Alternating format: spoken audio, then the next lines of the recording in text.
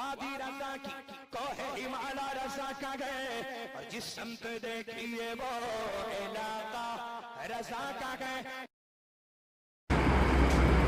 بسم اللہ الرحمن الرحیم. الحمد للہ رب العالمین، الصلاة والسلام علی سید المرسلین وعلى آلہ واصحابہ اجمعین. اما بعد فاعوذ باللہ من الشیطان الرجیم. بسم اللہ الرحمن الرحیم. وَيُطْعِمُونَ الطَّعَامَ عَلَى حُبِّهِ مِسْكِينًا وَيَتِيمًا وَأَسِيرًا. صدق اللہ العظیم. وبلغنا رسوله النبي الأمين الكريم، ونحن على ذلك لمن الشاهدين والشاكرين، والحمد لله رب العالمين. معزز سامعین، نوجوان دوستو، عزیز بچوں، آئیے پہلے مراد مل کر آقائے دو جہاں، شہنشاہ کون و مکان، رحمت عالم، روحی فدا صلی اللہ علیہ وسلم کی بارگاہ ناز میں ہدیہ درود و سلام پیش کر لیں. اللہم صلی علی سیدنا و نبینا مولانا محمد کما تحب ترضی بأن تصلی علیہ الصلاۃ والسلام علیک یا رسول اللہ صلی اللہ تعالی علیہ وسلم. معزز سامعین، گزشتہ جمعوں میں آپ ایک عظیم قربانی کا تذکرہ سن چکے ہیں. سال کا اختتام 14 یا 15 دن کے بعد ہو جائے گا، اور قمری مہینے کے پہلے مہینے محرم الحرام سے اگلے سال کا آغاز بھی ہو جائے گا. اسلامی تاریخ کا آخری مہینہ بھی قربانی کے واقعات اپنے سینے میں لپیٹ کر کے آتا ہے، اور اسلامی سال کا پہلا مہینہ بھی قربانی ہی سے اس کا آغاز ہوتا ہے. معزز سامعین، واقعات کربلا یا سیرت امام حسن و امام حسین، سیرت مولا علی کرم اللہ تعالی الوجہ الکریم اتنا طویل ہے کہ اگر مسلسل کئی مہینے تک ان حضرات کے سیرت و کردار پر روشنی ڈالی جائے تو سچ تو یہ ہے کہ کما حق بیان کرنا ممکن نہیں ہے. نماز جمعہ میں ایک مختصر سا وقت ہوتا ہے، اس لیے اس مختصر سے وقت میں حصول برکت کے لیے ان حضرات کا مقدس تذکرہ کیا جاتا ہے. آپ اچھی طرح جانتے ہیں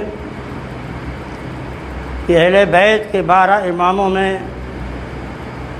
سب سے پہلی شخصیت جو سامنے آتی ہے وہ سیدنا علی بن ابی طالب کرم اللہ تعالی وجہ الکریم کی ہے. اہل بیت کے 12 اماموں کا آغاز بھی آپ ہی سے ہوتا ہے. علی ابن ابی طالب کب پیدا ہوئے؟ سیرت کی کتابیں اگر آپ اٹھا کر دیکھیں تو آپ کو 2 متضاد روایتیں ملیں گی. رجب کی 13 تاریخ تھی، جمعہ کا دن تھا. واقعۃ الفیل یعنی ابرۃ الاسرم نے جس سال ہاتھیوں کی فوج لے کر خانہ کعبہ پہ چڑھائی کی تھی، تاریخ میں اسے عامۃ الفیل کے نام سے یاد کیا جاتا ہے، یعنی ہاتھی والوں کا سال۔ یہ جو ہجری ہے اس کا آغاز دور فاروقی میں ہوا، پہلے یہ ہجری کی تاریخ نہیں تھی۔ جس سال میں کوئی اہم واقعہ پیش آ جاتا تھا وہ سال اسی واقعے اہم کے طرف منسوب ہو جاتا تھا۔ مثلاً ہاتھی والوں نے، ابرۃ الاسلم نے جب خانہ کعبہ پہ چڑھائی کی تو اسلامی تاریخ میں اسے عامۃ الفیل کے نام سے یاد کیا جاتا ہے، یعنی ہاتھی والوں کا سال۔ عامۃ الفیل کا مفہوم اگر آپ سمجھ گئے تو عامۃ الفیل کے 30 سال کے بعد 13 رجب جمعہ کے دن علی ابن ابی طالب کی رضی اللہ تعالیٰ عنہ کی پیدائش ہوئی۔ اتنی تاریخ تو آپ یاد رکھیں، رجب کی 13 تاریخ تھی، جمعہ کا دن تھا، اور عامۃ الفیل کا 30واں سال، یعنی جب ہمارے اور آپ کے آقا جناب محمد رسول اللہ صلی اللہ علیہ وسلم کی عمر مبارک 30 سال تھی، اس وقت علی رضی اللہ تعالیٰ عنہ پیدا ہوئے۔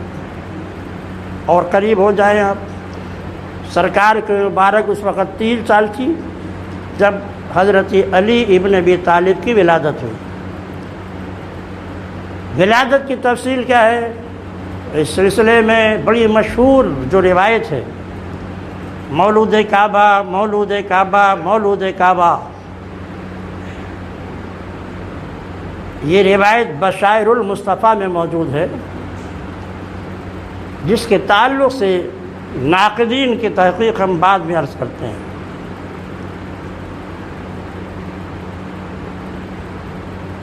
علی ابن ابی طالب کہ ولادت سے پہلے ہی جو لوگ صاحب علم و فضل تھے، آسمانی کتابوں کے مطالعہ اپنے نظروں میں رکھتے تھے، ولادت سے پہلے ہی آپ کی آمد کی بشارت دے دی تھی۔ اب اس تعلق سے آپ ایک روایت سماعت کریں۔ یمن میں ایک بڑا ہی عابد و زاہد نصرانی پادری تھا جو انجیل غیر محرف پر یقین رکھتا تھا۔ ایک دن اس کا نام تھا مشرم بن وعیب۔ مشرم بن وعیب نے، جو انجیل کا بہت بڑا عالم تھا اور بڑا ہی عابد و زاہد تھا اور غیر محرف انجیل پر یقین رکھتا تھا، اس کی عمر 190 سال تھی۔ مشرم بن وعیب نے ایک رات دعا مانگی، اللہ امام النبیین سید المرسلین رحمت للعالمین کے کسی عزیز اور رشتہ دار سے میری ملاقات کرا دے، کیونکہ یہ میری زندگی کے آخری وقت ہے، پتہ نہیں کہ میری روح پرواز کر جائے، تو کم از کم نبی آخر الزماں کے قریبی اور عزیزی سے تو میری ملاقات ہو جائے۔ یمن کا یہ زاہد تھا، 190 سال کی عمر تھی، دعا مانگی، وقت اجابت تھا، اس کی دعا قبول ہو گئی۔ دعا قبول ہوئی تو مولا علی کے والد ابو طالب تجارت کا قافلہ لے کر یمن پہنچے۔ ظاہر ابو طالب عبد المطلب کے صاحبزادے تھے، وہ سردار مکہ تھے، تو جب بھی کسی ملک میں قافلے تجارت لے کے جایا کرتے تھے تو وہاں کے حکمرانوں سے بھی ملاقات کرتے تھے، وہاں کے بڑے بڑے روسوں سے بھی ملاقات کرتے تھے اور عباد و زہاد سے بھی ملاقات کرتے تھے۔ یہ ملاقات کرنے کے لیے مشرم کے پاس پہنچے تاکہ اس کی بھی زیارت کریں، کیونکہ اس کی عبادت اور ریاضت بہت مشہور ہے۔ جب مشرم بن وعیب کے پاس ابو طالب پہنچے، اس نے ان کا چہرہ دیکھا تو پوچھا بتائیے آپ کا نام کیا ہے؟ کہا ابو طالب۔ کہا آپ کے والد کا نام؟ کہا عبد المطلب۔ کہا کس شہر کے رہنے والے ہیں آپ؟ کہا حرم مکہ کے رہنے والے ہیں۔ کہا آپ کس قبیلے کے چشم و چراغ ہیں؟ کہا خاندان قریش کے قبیلے قریش کے خاندان بنی ہاشم ابن عبد مناف کا میں چشم و چراغ ہوں۔ تعارف کرایا، میرا نام علی ہے، میرے والد کا نام، میرا نام ابو طالب ہے، میرے والد کا نام عبد المطلب ہے، حرم کا رہنے والا ہوں، قبیلے قریش کا چشم و چراغ ہوں۔ اتنا سنتے ہی مشرم کھڑا ہو گیا، ان کی پیشانی کو بوسہ دیا، اور بوسہ دینے کے بعد کہتا ہے اللہ نے میری دعا قبول کر لی۔ اب سنو، تمہارے والد عبد المطلب کے 2 پوتے ہوں گے، ایک پوتے کا نام محمد ابن عبداللہ ہوگا، یہ نبیوں کے تاجدار ہوں گے، رحمت للعالمین ہوں گے، خاتمیت محمدی کا تاج، ختم رسول کا تاج ان کے سر پہ ہوگا۔ ایک پوتے تو عبد المطلب کے یہ ہوں گے جن کا نام محمد ابن عبداللہ ہے، جن پر نبوت کا دروازہ بند کر دیا جائے گا، جو خاتم النبیین بن کے تشریف لائیں گے۔ اور دوسرے پوتے کا نام علی ہوگا، وہ نبیوں کے امام تھے اور یہ ولیوں کا امام اور پیشوا ہوگا۔ مشرم نے ان کو بشارت دی، آپ کے والد کے 2 پوتے، ایک تو امام النبیین ہوگا، دوسرا امام الاولیاء ہوگا، اس کی نسل سے ولایت کے چشمے پھوٹیں گے۔ اب یہ بات ابو طالب نے سنی تو وہ کہتے ہیں مشرم سے کہ مجھے یقین کیسے ہو کہ تم جو کہہ رہے ہو یہ سچ ہے؟ اگر واقعتاً یہ سچ ہے تو کوئی کرامت دکھاؤ نا مجھے، تاکہ مجھے تمہاری گفتگو پر پورا یقین ہو جائے۔ آپ کیا کرامت دیکھنا چاہتے ہیں آپ؟ سامنے ایک درخت تھا، بالکل وہ سیدھا تھا، سوکھا ہوا تھا، آپ اس درخت کو سرسبز و شاداب کر دیجئے، پھلوں سے بھی لگ جائے تو ہم سمجھ لیں گے کہ واقعتاً آپ اللہ تک پہنچے ہوئے اس کے بندے ہیں۔ تاریخ بتاتی ہے کہ جیسی آپ نے اس پر نظر ڈالا، درخت سرسبز و شاداب ہو گیا، اس میں پھل بھی لگے، وہ پھل انار کا تھا۔ وہ فرماتے مجھے یقین ہو گیا۔ اب وہ پوچھتا ہے یہ بتاؤ کہ محمد ابن عبداللہ مکہ میں پیدا ہوئے ہیں یا نہیں؟ کہہ رہے وہ پیدا ہو چکے ہیں، اور اس وقت ان کی عمر 29 سال ہے۔ کہا تو بس 1 سال کے بعد جس وقت ان کی عمر ہو جائے گی 30 سال، اسی وقت تمہارے گھر میں علی پیدا ہوں گے، علی پیدا ہوں گے۔ تقریباً 30 سال پورا ہو چکا ہے، صرف 1 سال باقی رہ گیا ہے اور علی پیدا ہونے والے ہیں۔ ان کا تذکرہ ہماری کتابوں میں موجود ہے۔ واپس تشریف لائے، ان کو یقین ہو گیا یہ خدا رسیدہ بندہ ہے۔ ابو طالب فرماتے ہیں کہ پھر میرے اہلیہ فاطمہ اسدیہ حاملہ ہوئی، حمل کو 9 مہینہ پورا ہو چکا تھا۔ اسی حالت میں وہ خانہ کعبہ کا طواف کرنے کے لیے حرم میں پہنچی۔ اتفاق سے سرکار دو عالم صلی اللہ علیہ وسلم بھی وہاں تشریف فرما تھے۔ آپ کی مبارک 30 سال کے قریب ہو رہی تھی۔ فاطمہ اسدیہ نے خانہ کعبہ کا طواف کا آغاز کیا، حالت حمل میں 9 مہینے حمل کے پورے ہو چکے تھے۔ 3 ہی چکر خانہ کعبہ کا لگا سکی تھیں کہ ان کا رنگ متغیر ہو گیا اور درد زہ کا آثار ان کو نظر آنے لگا۔ بیٹھ گئیں. سرکار دو جہاں صلی اللہ علیہ وسلم نے چچی کے چہرے کو متغیر دیکھا تو آپ پہنچے اور فرمایا چچی کیا بات ہے؟ انہوں نے تذکرہ کیا اور اسی بات دعا مانگی، اے رب العالمین میری زچگی کو آسان کر دے. جو مشہور روایت ہے پہلے میں وہ ذکر کر رہا ہوں. سرکار نے فرمایا چچی گھبرانے کی ضرورت نہیں ہے، ولادت کا وقت قریب ہو جائے تو خانہ کعبہ کے اندر چلی جانا. درد ذیل زیادہ بڑھا، خانہ کعبہ میں وہ داخل ہو گئی. جاتے ہوئے سب نے دیکھا خانہ کعبہ میں، لیکن ان کے داخل ہونے کے بعد جب خانہ کعبہ کی تلاشی لے گئی تو فاطمہ اسدیہ وہاں موجود نہیں تھی.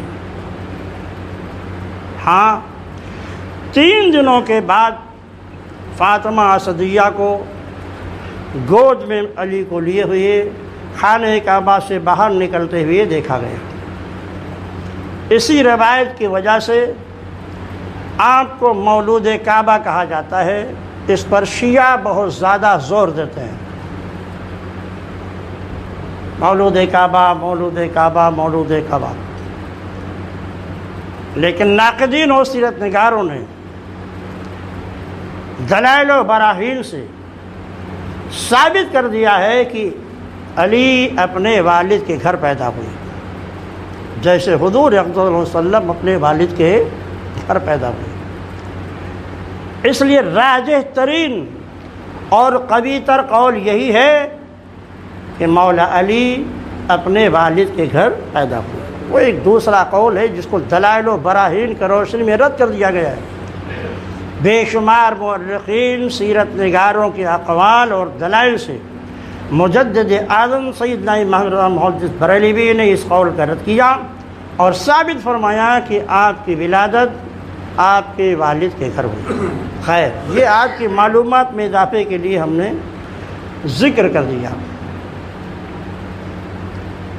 علی پیدا ہوئے، آنکھیں بند تھی، دودھ نہیں پی رہے تھے. ابو طالب گئے، فاطمہ سے گود میں اپنے بیٹے کو لیا، مگر دیکھا نہ یہ دودھ پی رہے ہیں نہ آنکھیں کھل رہے ہیں. حضور کو اطلاع دی گئی. سید عالم صلی اللہ علیہ وسلم تشریف لائے. فاطمہ صدیہ نے حضور کے گود میں علی کو دیا. آقا کائنات نے علی کو گود میں لے کر اپنے زبان مقدس کو علی کے منہ میں ڈال دیا. علی چوسنے لگے اور چوستے ہی آنکھیں کھول دیں تو اس طرح دنیا میں سب سے پہلے جو چہرہ انہوں نے دیکھا وہ امام النبی جین رحمت للعالمین سید المرسلین صلی اللہ علیہ وسلم کا چہرہ مبارک تھا. اسی لیے آپ کو کرم اللہ تعالیٰ وجہ الکریم کہا جاتا ہے کہ اللہ ان کے چہرے کی عظمت اور بزرگی کو اور آگے بڑھائے. دیکھا تو سب سے پہلے نبی کو دیکھا. پیٹ میں جو چیز سب سے پہلے گئی وہ مصطفیٰ جا رحمت کا لعاب تھا. اسی لیے آپ فرماتے تھے سلونی اما دون العرش، عرش کے نیچے جو کچھ ہے تم مجھ سے سوال کر لو، میں تمہارے ہر سوال کا جواب دوں گا. اور یہ برکت ہے اس لعاب مقدس کا جو میں نے امام النبی جین سید المرسلین کی زبان اقدس کو منہ میں رکھ کر کے دھیرے دھیرے چوسا تھا. آپ نے جب یہ واقعہ بیان کیا تو اس محفل میں والب یمنی موجود تھے. بہت فائدہ حاصل کیا تھا انہوں نے مولا علی سے. والب یمنی کی طرف مولا علی نے اشارہ کرتے ہوئے فرمایا کہ یہ شخص بڑے لمبے دعوے کرتا ہے جو مجھے اچھا نہیں لگتا. والب یمنی کھڑے ہو گئے، کہا حضور میں آپ سے ایک سوال کرنا چاہتا ہوں. فرمایا کہ سوال کرو، مگر ایک بات کا خیال رکھنا، مجھے جانچنے کے لیے سوال مت کرنا. سوال اپنے علم کی زیادتی کے لیے کرنا، علماء کو جانچنا، ان کی صلاحیتوں کو جانچنے کی کوشش کرنا، یہ تمہارے تباہی کا سبب بن جائے گا. اس لیے علم میں زیادتی کے لیے سوال کرو. اب آپ نے پابند بنا دیا ہے تو میں آپ سے پوچھتا ہوں، بتائیے کیا آپ نے اپنے پروردگار کو کبھی دیکھا ہے؟ کیا آپ نے اپنے خدا کو دیکھا ہے؟ آپ فرماتے ہیں یہ کیسے ممکن ہے کہ میں اس کی عبادت کروں اور اسے نہ دیکھوں؟ یہ کیسے ممکن ہے؟ ہاں مگر ایک بات کا خیال رکھو، یہ سر کی آنکھوں سے دنیا میں پروردگار عالم کو دیکھنا ممکن ہی نہیں ہے۔ یہ صرف میرے آقا امام النبی جین سید المرسلین صلی اللہ علیہ وسلم کی خصوصیت اور ان کا معجزہ ہے کہ شب معراج میں اپنے اللہ کو انہوں نے ماتھے کی آنکھوں سے دیکھا۔ دنیا میں کسی آنکھ میں یہ طاقت نہیں ہے کہ اپنے پروردگار کو ماتھے کی آنکھوں سے دیکھ سکے۔ ہاں اسے نور قلب سے دیکھا ہے، نور بصیرت سے دیکھا ہے۔ آپ تو بتائیے خدا کیسا ہے؟ فرمایا لیس کمثلہ شیء وحدہ لا شریک ہے، یکتا ہے، بے مثال ہے، کسی چیز سے اس کی تشبیہ و تمثیل ممکن نہیں ہے، نہ وہ کسی مکان میں متمکن ہے تو اس پر زمانہ جاری ہوتا ہے۔ وحدہ لا شریک ہے، اس کو سمجھنے کے لیے تم کسی اور چیز پہ قیاس مت کرو، بس یہ عقیدہ رکھو کہ وہی کائنات کا خالق ہے، مالک ہے، وحدہ ہے، لا شریک ہے، اس کا کوئی مثیل نہیں ہے، اس کا کوئی ضد نہیں ہے، نہ اس پر زمانہ جاری ہوتا ہے، نہ کسی مکان میں متمکن ہے۔ معزز سامعین، علی ابن ابی طالب رضی اللہ تعالیٰ عنہ کے علم و فضل کا حال یہ تھا کہ ایک بار روم کے حاکم نے بڑی مشکل سوالات لکھ کر حضرت سیدنا فاروق اعظم رضی اللہ تعالیٰ عنہ کے پاس بھجوایا۔ مولا علی کے پاس حضرت فاروق اعظم وہ سوالات لے کر کے پہنچے، بڑے مشکل سوالات تھے، لیکن جب حضرت سیدنا فاروق اعظم رضی اللہ تعالیٰ عنہ نے مولا علی کے سامنے وہ سوال رکھے تو فوراً انہوں نے قلم اٹھایا اور ان سارے سوالات کا جواب بڑے ہی مدلل، بڑے ہی مفصل انداز میں بغیر کسی تاخیر کے اسی محفل میں بیٹھ کر کے لکھا اور حضرت فاروق اعظم کے حوالے کر دیا۔ حضرت سیدنا فاروق اعظم رضی اللہ تعالیٰ عنہ نے روم کے سفیر کو طلب کیا اور کہا جاؤ اپنے شہنشاہ کو یہ جواب پہنچا دو۔ جب روم کا سفیر یہ جواب لے کر روم کے شہنشاہ کے پاس پہنچا تو حیرت و استعجاب میں ڈوب گیا۔ اس نے فاروق اعظم رضی اللہ تعالیٰ عنہ کے پاس کہلایا یہ جواب لکھا کس نے ہے؟ آپ نے ارشاد فرمایا علی ابن ابی طالب نے، جو امام النبیین سید المرسلین کے داماد بھی ہیں، ان کے چچیرے بھائی بھی ہیں، ان کے دوست بھی ہیں، جن کے بارے میں نبی کا ارشاد ہے انا مدینۃ العلم والج بابھا، میں علم کا شہر ہوں اور علی اس کے دروازے ہیں۔ اس نے کہا ان کے سوا اس کا کوئی جواب لکھ بھی نہیں سکتا تھا۔ ایک بار سیدنا فاروق اعظم رضی اللہ تعالیٰ کے مقدس عہد میں ایک عورت کا مسئلہ درپیش ہو گیا، زنا کے ذریعے وہ حاملہ تھی، قدم بہک گئے تھے۔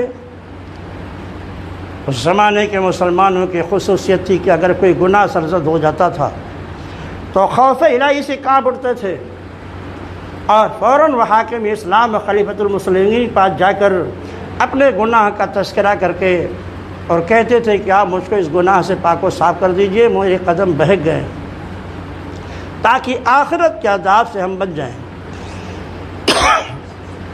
وہ عورت حاملہ تھی، زنا کا عمل تھا۔ حضرت فاروق اعظم رضی اللہ عنہ کے پاس جا کر زنا کا اقرار کر لیا انہوں نے۔ اگر مجرم خود ہی اقرار زنا کر لے تو گواہوں کی ضرورت نہیں ہوتی، چور خود ہی کہہ دے میں نے چوری کیا ہے تو گواہوں کی طلب کرنے کی ضرورت نہیں ہے۔ گواہوں کی ضرورت کب پڑا کرتی ہے؟ جب مجرم جرم کر کے انکار کرتے، تب اس کے ثبوت کے لیے شاہدان شرعی کی ضرورت ہوتی ہے، اور زنا کا ثبوت تو بہت مشکل ہے۔ اس کے لیے شریعت نے ایک اصول رکھا ہے کہ 4 مسلمان جو متقی اور پرہیزگار ہوں جب وہ آ کر اس بات کی شہادت دیں کہ میں نے عورت یا مرد کو اس طرح زنا کرتے ہوئے دیکھا ہے جیسے سرمے دانی میں سلائی ہوتی ہے، تب جا کر کے زنا ثابت ہوگا۔ اگر 3 کہتے ہیں میں نے زنا کرتے ہوئے دیکھا ہے، کہتا میں نے اسے بوس و کنار کرتے ہوئے دیکھا ہے، تو ان چاروں پر حد قذف 80 کوڑے لگا دیے جائیں گی، گسے ایک مسلمان کی آبرو لوٹی اور زنا کا ثبوت نہیں ہو سکے گا۔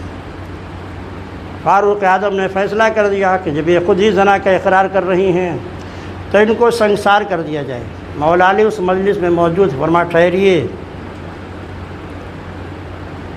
عرض کیا حضور کے زمانے میں اسی طرح کا مقدمہ پیش ہوا تھا، اللہ نے کہ رسول نے حالت حمل میں سنگسار کرنے کا حکم نہیں دیا، ارشاد فرمایا کہ تم جاؤ، بچہ پیدا ہو جائے، پیدائش کے بعد بچے کی پرورش کرو، یہاں تک کہ بچہ ہاتھ میں روٹی لے کر کے کھانے لگے تو پھر میرے پاس آنا۔